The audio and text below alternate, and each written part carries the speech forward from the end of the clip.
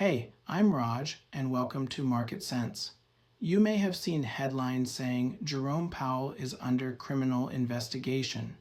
Before this turns into panic, speculation, or political noise, let's slow things down and talk about what's actually happening and why markets care. First, let's clear something up. An investigation does not mean guilt, it does not mean charges, and it does not mean Jerome Powell is being removed.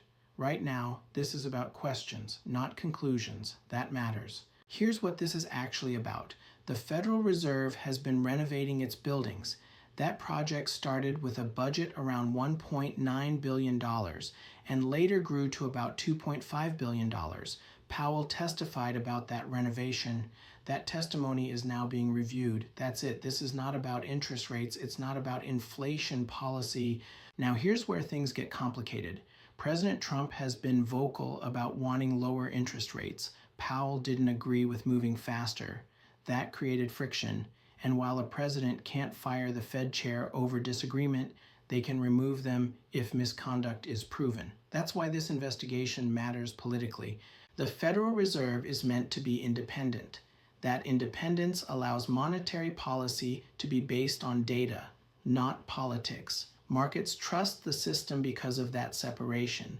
So when that independence appears threatened, even symbolically, investors notice. This isn't just a Washington story. Confidence is everything in markets. When confidence weakens, investors get cautious. That's why this headline moved markets. Not panic, but uncertainty. When trust in institutions wobbles, people look for stability. That's why assets like gold reacted to this news.